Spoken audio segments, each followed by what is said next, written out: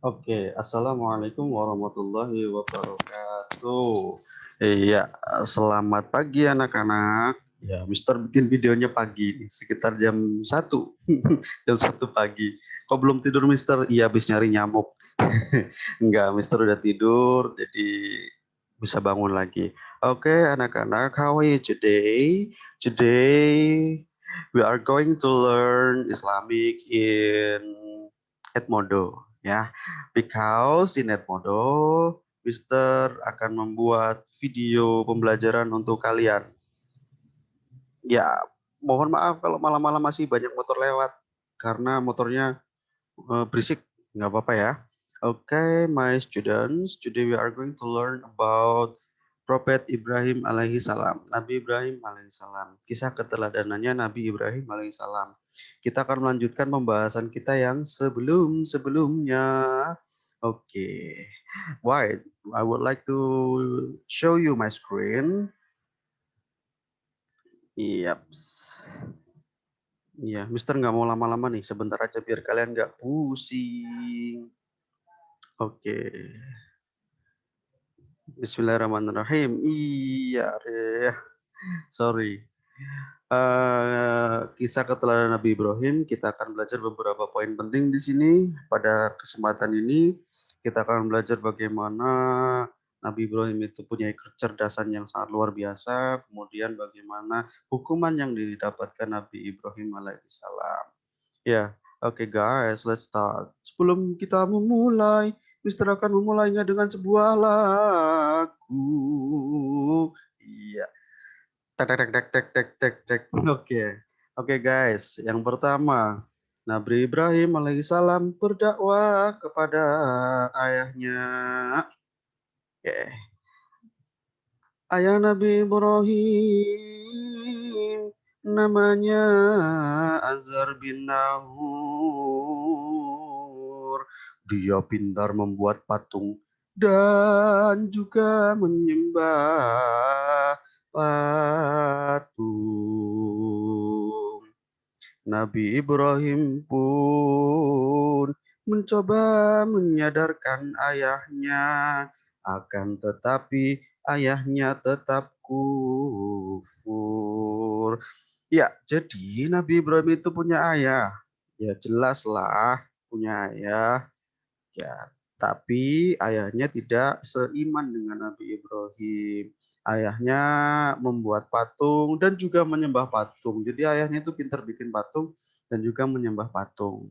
Iya, sebelum sebelum kita bahas lebih lanjut, Mister mau nanya nih, patung apa yang selalu ganteng?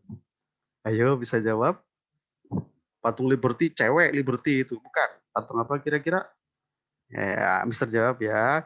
Aku belum mandi, Pak Tuang, Pak Tuang, Pak Tuang. Jadinya Pak Tuang. Oh, satu lagi. Kira-kira patung-patung apa yang bikin kita rugi? Ya, jawabannya adalah patungan di saat kita tidak punya uang. Patung.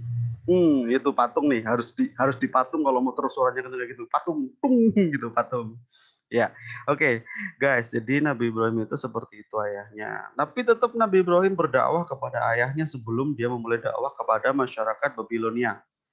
Jadi sebelum didakwahkan kepada masyarakat, ya bapaknya dulu dong dikasih pencerahan, ya pencerahan tentang Tuhan. Oke, tapi ternyata tetap kufur, tetap menyembah patung, menyembah berhala, tetap mengikuti ajaran agama nenek moyangnya. Oke, kemudian setelah itu, ya Nabi Ibrahim sedih, otomatis sedih. Siapa sih yang nggak sedih? Ya, kalau orang tua kita tidak bisa kita selamatkan, ya, kalian juga harus sedih kalau semisal orang tua kalian bersedih karena nilai kalian tidak bagus, contoh. Atau orang tua kalian bersedih karena kalian malas-malasan main game mulu. Nah, contoh. Contohnya, contoh. Nah, contohnya siapa? Yono aja dah. Yono tuh.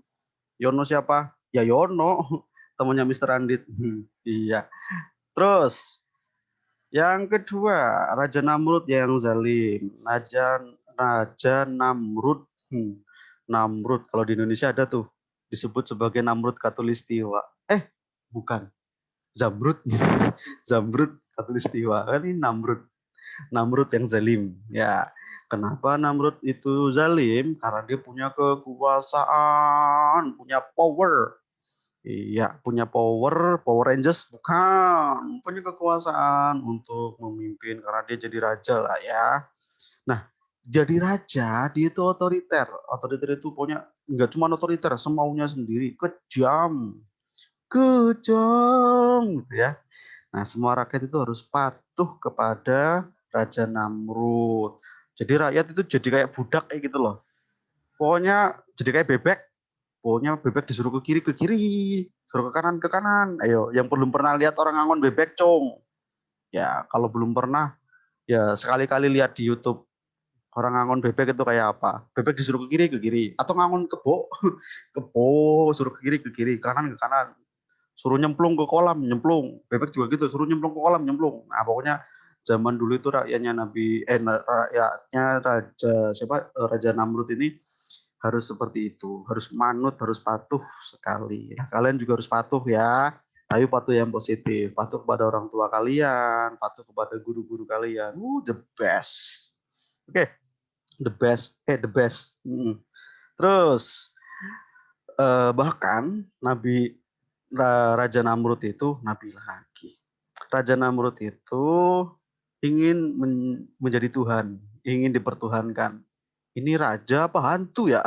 Pengen jadi Tuhan. Tuhan apa hantu? Hantu aja deh. Manusia biasa mau jadi Tuhan. Nggak boleh. Nggak bisa. Tuhan. Tuhan kok makan nasi. Tuhan kok bisa sakit. Ya kan? Repot nih. Ya. Jadi ingin dijadikan Tuhan, dipertuhankan oleh masyarakat. Masyarakat aja nambah patung. Patung yang nggak bisa apa-apa aja disembah. Apalagi beliau. Bukan beliau. Dia. Raja Namrud yang punya kekuasaan yang sangat hebat lah ibaratnya zaman dulu. Oke, terus Nabi Ibrahim menunjukkan kelemahan patung. Oke, here. Look, patung. Patung ditunjukkan kelemahannya. Kira-kira patung bisa goyang-goyang nggak ya? Patung bisa goyang-goyang ya? Minimal geleng-geleng kepala deh, bisa nggak? Kalian ngegame mulu. Nggak bisa kan patung kayak gitu? Edmodo mulu. Aduh, nggak bisa kan kayak gitu patung. Nah, namanya patung. Ya patung seperti itu. Nggak bisa gerak, nggak bisa apa-apa. Nah, Nabi Ibrahim itu menunjukkan kelemahan patung kepada masyarakat Babilonia. Nah, ditunjukkanlah kelemahan itu. Bagaimana caranya? Jadi dulu masyarakat Babilonia itu tetap tidak mau menerima ajaran dari Nabi Ibrahim alaihissalam. Akhirnya Nabi Ibrahim nggak kehilangan akal. Nah ini nih akal yang penting nih, akal atau nalar kita sebagai seorang Muslim juga harus jalan. Nah ini nalarnya Nabi Ibrahim zaman dulu itu udah keren sekali. Di saat orang-orang masih nyembah berhala, masih nyembah patung, Nabi Ibrahim itu udah tokcer ini, otaknya udah tokcer, akalnya udah tokcer. Nah, saking cerdasnya saat masyarakat Babilonia menjalankan tradisi mereka meninggalkan negerinya ditinggalin kosong, melompong, nggak ada orang. Nah, Nabi Ibrahim itu punya inisiatif, punya akal. Gimana nih kalau saya hancurin patung-patung itu? Nah, hancurin lah semua patung-patung itu, disisain satu. Ada yang bilang jumlahnya patung 72. Nah, ya sekitar itulah. Dihancurin satu. Satu apa yang dihancurin yang paling gede, yang paling besar. Apakah patung yang sebesar Mr. Rondit? Wah, Mister pakai kaos ini nggak enak kelihatan. Apakah sebesar Mr. Rondit? Nggak tahu juga. Ya pokoknya besar lah ya. Patungnya itu paling besar itu disisain satu yang paling besar itu. Patung yang kecil-kecil di kapak semua. Kapak itu kampak itu loh. Yang buat motong kayu biasanya. Buat belah kayu. Nah pakai kapak dipotong semua, dihancurin semua. Akhirnya tinggal satu, terus dikalungkan lah kapak itu di lehernya si patung itu yang paling gede yang disisain. Setelah itu geger di tempat pemujaan itu. Setelah masyarakat pulang, mereka ke tempat pemujaan rame-rame. Nuh, loh, perbuatan siapa ini? Nah, gitu kan ya, ibaratnya. Kok bisa hancur semua? Nah, itulah Nabi Ibrahim. Sebenarnya Nabi Ibrahim yang menghancurkan, tapi Nabi Ibrahim waktu itu tidak ngaku. Nah, namanya juga mau memainkan logika. Nah, karena mereka kan butuh ini, masyarakat kira-kira kayaknya butuh ini deh, kayaknya butuh bukti yang nyata, bukti yang logis. Akhirnya dikapak semua, dihancurin semua, didesain satu. Terus mereka geger, mereka tanya, Raja Namrud nih yang wakilin sebagai raja tanya, "Hei Ibrahim, apakah kamu yang menghancurkan patung-patung sesembahan kami?" Dijawab sama Nabi Ibrahim, "Aku pikir barangkali berhala besar itulah yang melakukannya. Bukankah kapak yang ada di lehernya yang membuktikan perbuatannya?" Pinter nih kan. Terus dijawab sama Raja Namrud, "Mana mungkin berhala bisa berbuat seperti itu?" Nah, tapi nadanya nggak kayak gitu. Nadanya Raja marah. "Mana mungkin berhala bisa berbuat seperti itu?" Nah, dijawablah sama Nabi Ibrahim, "Kalau begitu, mengapa engkau sembah patung-patung yang tidak bisa berbuat apa-apa?" Nah kan, no. Pinter kan? Logikanya udah keren sekali. Jadi patung nggak bisa ngapa-ngapain disembah. Coba, patung nggak bisa makan, nggak bisa minum. Patung nggak bisa mandi. Nih, kalau kalian kalau nge-zoom pagi-pagi mandi nggak kira-kira? Nah, patung nggak bisa mandi, nggak bisa makan, nggak bahkan nggak bisa tidur. Nah, itu benda mati. Kok disembah? Nah, itu mulai dari situ orang-orang mulai pada sadar. Oh iya, ya, ternyata saya selama ini salah. Tapi Raja Namrud sebagai raja nggak mau dipermaluin dong. Kan malu di kayak gituin. Akhirnya Raja Namrud tetap marah dan Nabi Ibrahim tetap dihukum. Hukumannya apa? Dibakar hidup-hidup. Kalau dibakar mati-mati berarti ayam bakar, sate bakar. Sate dibakar ya? Nggak ada sate goreng ya? Iya. Nah, dibakar hidup-hidup. Disiapin lah semuanya itu. Bahasa saya suluh apa sih, kayu-kayunya disiapin, kayu bakarnya disiapin semua, terus dibakar, terus Nabi Ibrahim dilontarkan itu kayak kalian main ketapel gitu loh, main ketapel nyari burung, pak ya. Nabi Ibrahim dilontarkan ke dalam bara api yang sudah membara, yang sudah membumbung tinggi, dilemparkan. Kira-kira kalau kita kena api kayak gitu, kayak kemarin nih ledakan di Indramayu Pertamina, kita nyemplung di situ, mati nggak kita? Mati dong, gosong dong, rambutnya hilang semua dong. Bukan cuma rambutnya, hidungnya pada hilang. Hidung Mister Adit nih, meskipun mancungnya tanggung, bisa hilang juga, hilang jadi abu. Nah, itu. Tapi Nabi Ibrahim tidak. Allah memberikan pertolongan kepada Nabi Ibrahim alaihissalam. Nah, Nabi Ibrahim alaihissalam ditolong oleh Allah, tidak lecet, tidak kebakar sama sekali, utuh semuanya. Jadi ketika apinya sudah padam, Nabi Ibrahim keluar dari abu yang sudah menumpuk itu. Wah, keren sekali. Kira-kira kita bisa nggak seperti itu? Nggak mungkin bisa. Itu hanya mukjizat yang dimiliki oleh Nabi, dan itu hanya dimiliki Nabi Ibrahim alaihissalam. Nah, poin pentingnya apa anak-anak? Kita sebagai seseorang yang hidup di dunia ini harus bisa berlogika. Harus bisa memainkan logika kita untuk hal-hal yang positif.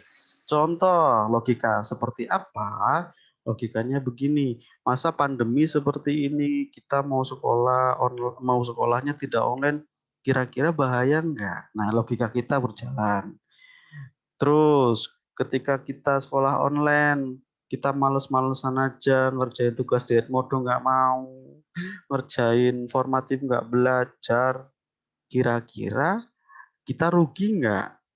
Nah, di situ dipikirkan logika kita harus berjalan, bukan berjalan lari-lari, jalan-jalan kayak kalian lagi ngezoom jalan-jalan nyari makanan di kulkas, jalan-jalan ke kemana gitu, jalan-jalan nyari AC, jalan-jalan nyari angin di AC karena kepanasan.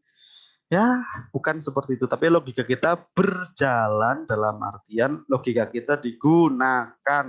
Logika kita berguna untuk memikirkan itu semua. Oke, itu aja dari Mr. Andit. Semoga kalian bisa memahami apa yang Mr. Andit sampaikan. Nanti kalau ada pertanyaan silakan sampaikan kepada Miss dan Mr. kalian di kelas kalian masing-masing. Pertanyaan tentang materi ya, bukan pertanyaan, Mister Andit umurnya berapa sih? Nah, itu Mister langsung jawab, umurnya baru 15 tahun. Kok bohong Mister Andit? Ya bohong lah, biar kalian gak stres, biar kalian gak sepanan. Iya. Oke, we have some assignments for you.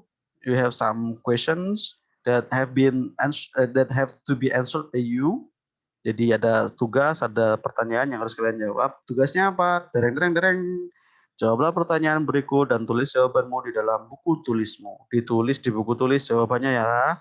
And then please take a picture, then submit it in Edmodo. Di submit di Edmodo, di foto, di submit di Edmodo. Jangan lupa cemungut, cemumun, cemar kona. Harus semangat ya. Soalnya ini, loh, kok jadi hilang begini? Mister ganti deh. Jadi begini. Oke. Nah, apakah ayah Nabi Ibrahim menerima ajaran yang dibawa oleh Nabi Ibrahim? Dijawab ya. Terus, seperti apakah sosok Raja Namrud itu? Raja Namrud itu seperti apa? Terus bagaimana cara Nabi Ibrahim menunjukkan kelemahan patung sesembahan rakyat Babilonia? Yang keempat, hukuman apa yang diterima oleh Nabi Ibrahim? Yang kelima, mengapa Nabi Ibrahim bisa selamat dari hukuman yang sangat mengerikan itu? Oke, anak-anak. That's all. Don't forget to submit it in Edmodo, do it well, and be brave. Be brave kelas 3B ya? Be excellent kelas 3E. Kelas 3A apa ya? Mister nggak tahu. Oke, thank you very much for your attention. Kelas 3A sampai kelas 3E. Don't forget to submit it as soon as possible. Dan saya Hamdalah, alhamdulillahirrahmanirrahim. Thank you very much. Assalamualaikum warahmatullahi wabarakatuh. Bye-bye.